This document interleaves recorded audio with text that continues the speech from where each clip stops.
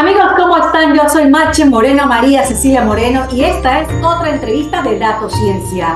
Ser científica en Ecuador es difícil, a nivel mundial es difícil, y esto nos lo cuenta en la siguiente entrevista la doctora investigadora Catherine Simbaña. Ella nos va a contar desde pequeñita cómo aspiraba a ser una científica, qué trabas se encontró en la universidad y en su camino laboral, y desde luego lo que actualmente se encuentra haciendo. Es una científica que ha sido citada gracias a sus investigaciones infinidad de veces. Esto la ha llevado a tener reconocimiento internacional y desde luego local. Su conversación es amena, interesante, casi didáctica, y nos da a entender y a conocer un poco más cómo es la visión de algunos personajes que no quieren que las mujeres avancen. Esto es Datos Ciencia y buscamos aquí conocer más voces femeninas científicas. A continuación, la entrevista con la doctora Catherine Simbaña. Pero vámonos un poco hacia atrás en el tiempo, doctora. ¿En qué momento usted dijo, quiero ser esto? Bueno, realmente desde que tenía 8 o 10 años, la primera imagen que recuerdo pues es viéndolos. En ese tiempo no había televisión por cable, teníamos pues una televisión de unos 25 pulgadas, algo así. Era una televisión muy pequeña, a color ya. Y mis padres pues me ponían mucho temas de documentales, de historia, y recuerdo que estaba viendo los premios Nobel. Y fue la primera vez que veía gente en bata haciendo experimentos y que ganaban premios y sobre todo exponiendo sus ideas. Eran temas demasiado fascinantes. Justo en esa época pues era todo el entendimiento de cómo es la neurofisiología, cómo funciona el cerebro, o por lo menos de estas primeras señales de cómo se comunica el cerebro. Entonces desde ahí me llamó muchísimo la atención y recuerdo que le dije a mi madre, yo quiero hacer algún día eso, usar una bata. No sabíamos desde ese tiempo ser científico porque era una niña, pero sí quise usar una bata. Decía, voy a ser científica, algún momento voy a llegar a tener en mis manos el poder de realizar experimentos y que con esos experimentos llegue a conocerse alguna cosa o ayudar de alguna forma a la sociedad. Cuéntame, doctora, ¿encontró en este camino de ciencia, de estudios, de preparación, encontró algunas piedras en el camino? Ya sabe a lo que me refiero. ¿Encontró impedimentos masculinos? Tal cual. Pues sí, efectivamente. y de eso te tomaríamos bastante tiempo en contar todas las historias, pero la que más recuerdo, y de hecho las que me sacaron lágrimas en un primer instante, fue cuando junto a un grupo de 8 colegas más, éramos estudiantes de medicina, en el 2014 quisimos fundar la primera sociedad científica de estudiantes de medicina, que es parte de la FELSOCEM, que es la Federación Latinoamericana de Sociedades Científicas de Estudiantes de Medicina. Esta red está en todos los países de Latinoamérica. Aproximadamente hay cerca de 70 sociedades científicas de Latinoamérica, y no había en Ecuador. Entonces, cuando nosotros nos enteramos de esta idea en el 2014, dijimos, ¿por qué no fundar en Ecuador? ¿Por qué en Ecuador no hay? Entonces fundamos, recuerdo que con otros colegas que no tenían todavía conocimiento en investigación, decidimos fundarla. Nosotros, bueno, tanto con mi pareja y yo, pues ya teníamos conocimiento un poco sobre investigación porque habíamos llevado algunos temas con una investigadora que era parte del proyecto Prometeo. Entonces ya estábamos vinculados un poco con tema de análisis estadísticos y tales. Dijimos, fundemos una sociedad, vinculemos a más gente y que más gente obviamente conozca que no solo se puede estudiar medicina, sino también hacer investigación. Y en ese camino, recuerdo a una de las autoridades, no mencionaré nombres, pero sí una de las autoridades, recuerdo que lo primero que nos dijo fue, estábamos 2 mujeres y un hombre del grupo representando, y dijo, pero ustedes están seguras que no quieren mejor ir a aprender a planchar, a coser, o ¿por qué hacer investigación si las mujeres no son para eso? Dijo, el mundo de la investigación es para los hombres, que somos más fuertes, que tenemos más madera, pero no son para las mujeres. ¿Y era doctor? Claro, era autoridad. ¡Wow! No solo era doctor, era autoridad, que fue lo peor, ¿no? Y claro, ese día me lo hizo replanteármelo, y me quedo corta con todo lo que se mencionó, pero me hizo replanteármelo. Llegué a casa, recuerdo, llorando, y mi mamá lo primero que me dijo fue, no te vas a dejar, o sea, no te vas a dejar. Y lo único, claro, yo esa vez no lloré obviamente enfrente de él porque es lo menos que uno puede hacer. Entonces lo único que le dije fue, ok, no nos quiere apoyar, voy a buscar apoyo en otro lado. Muchas gracias, hasta luego. Nos fuimos, o sea, salimos de ahí. Afortunadamente, otras autoridades en ese tiempo, literal, todas las autoridades eran hombres, no había ni una mujer de autoridad. Para rematar. Pero otra autoridad, el doctor Fausto Coello, quiero mandarle un abrazo inmenso. Pero él sí nos apoyó. Él sí dijo, mijita, en ti veo mucho potencial. Yo te voy a apoyar en lo que quieras. O sea, lo que tú quieras hacer, mira, vemos cómo lo hacemos. Bueno, cuando te vas como metiendo más en esta idea de querer hacer investigación o planteas a otras personas, doctores, como para que te puedan facilitar a hacer en su servicio o analizar datos o temas así, te decían lo mismo. Era seguro, mijita, ¿sabe? Sí sabe utilizar números. Y yo, por Dios. Y pum, o sea, 2 más 2 hasta donde yo sé sigue siendo 4. Estoy impactada, doctora, o sea, imaginé, sí, trabitas por ahí, pero esta era como abiertamente en contra, por claro. Ser mujer. Eso era. Mujer y encima pilas, o sea, peor todavía. Claro. Dios. Y eso es de las pocas historias que puedo contar. Interesante entrevista, doctora. Uno se encuentra personajes así, pero a ese nivel, autoridades y personas que deberían apoyarnos en la formación y en el acompañamiento de estos futuros profesionales que van a salir de sus universidades. Exactamente. Y recuerdo algo que ahora me haces acuerdo. Justo en ese tiempo siempre hay escuelas, o sea, siempre hay estas asociaciones estudiantiles para, yo qué sé, temas más como armar campeonatos de fútbol, cosas más sociales, ¿no? Y recuerdo que la autoridad tenía que decidir entre 2 cosas, pintar una pared, una fachada, ¿no? O darnos apoyo en que nosotros hagamos una conferencia sobre ciencia. Y adivina cuál eligió. ¿Y la ciencia? No. Me imagino que después de este episodio vino la Sociedad Científica de Estudiantes de Medicina de la Central. Sí, bueno, sigue vigente. De hecho, afortunadamente, yo me desempeñé con un cargo a nivel internacional, que era el representante, como éramos una sola en Ecuador, hice contacto con varias facultades de medicina, no solo de Quito, sino de otras provincias. Y ahí también tuve pues otro tipo de machismo en las otras universidades, con otras autoridades que no era mi propia universidad, que como una mujer quiere liderar ese tema y bla, bla, bla. Pero otras autoridades no, les llamó mucho la atención el hecho de querer hacer sociedades científicas, o sea, les llamaba muchísimo la atención.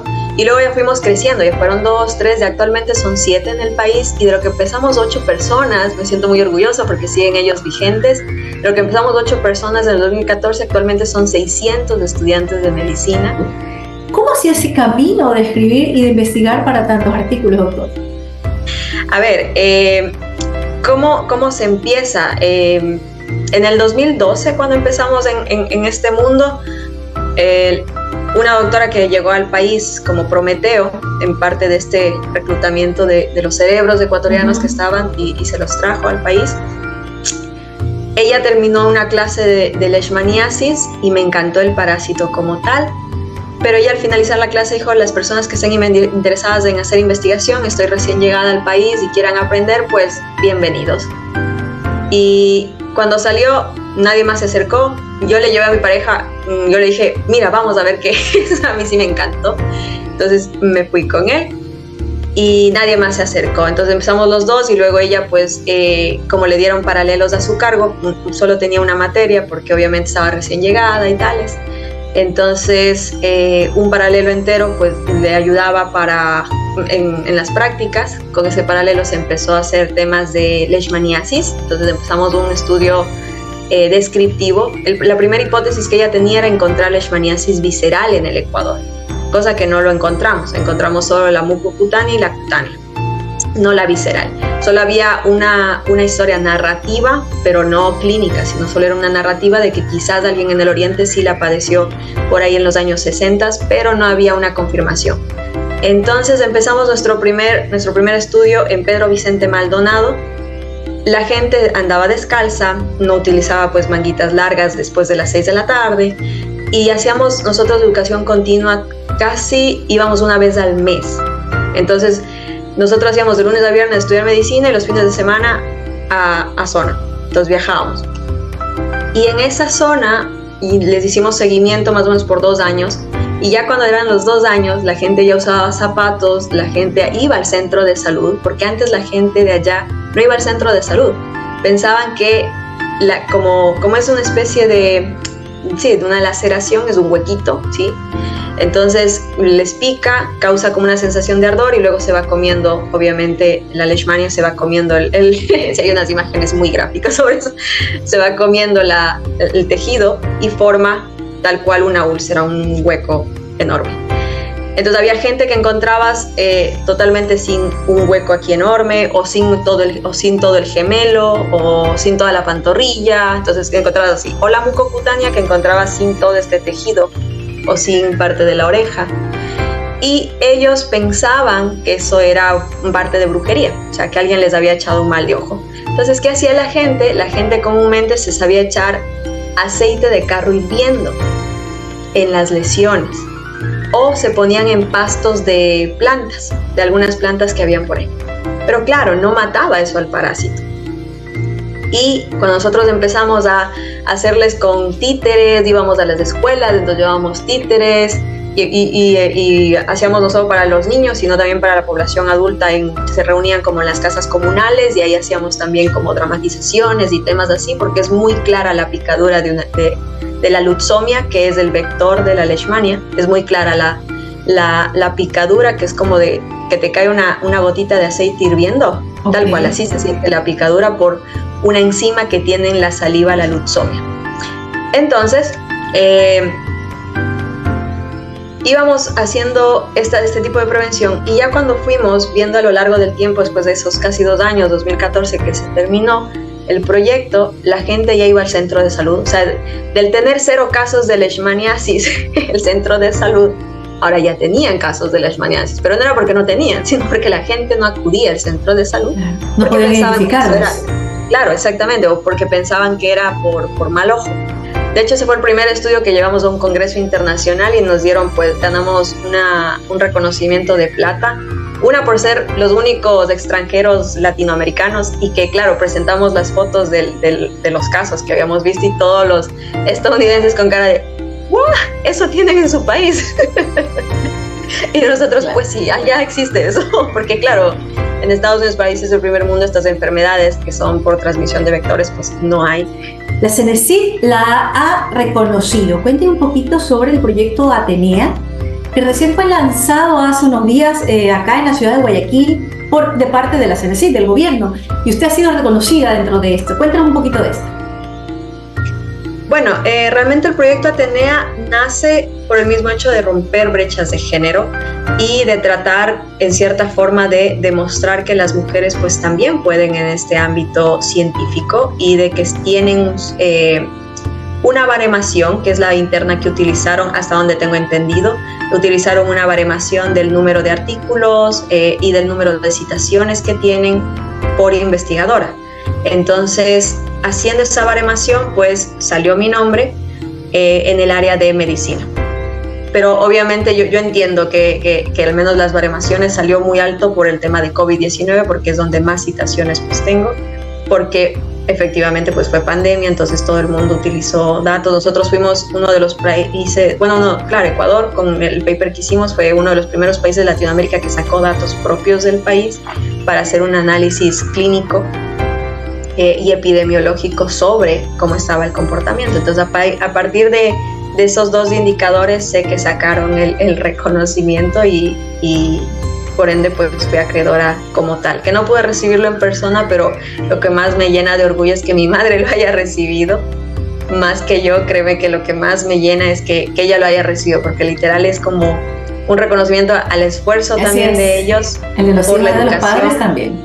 Exactamente, del esfuerzo por darme la educación que me dieron, y sobre todo por empujarme siempre a tú puedes, tú lo vas a lograr, o sea, nunca dejarme caer. pese a todas las veces las malas experiencias o los malos comentarios que siempre hay, o la gente que te quiere hacer caer, y te llegas hasta un cierto punto y dices, sí es cierto, ¿para qué voy a hacer esto?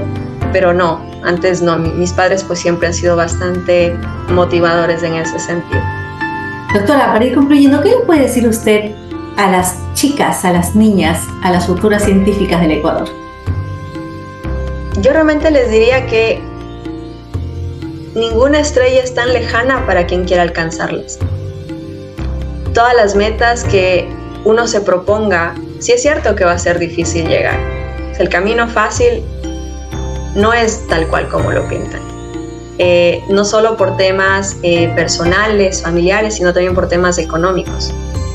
Y empezar a ver esas barreras no como un camino sin salida, sino empezar a ver esas barreras como una oportunidad de cómo salto esa barrera.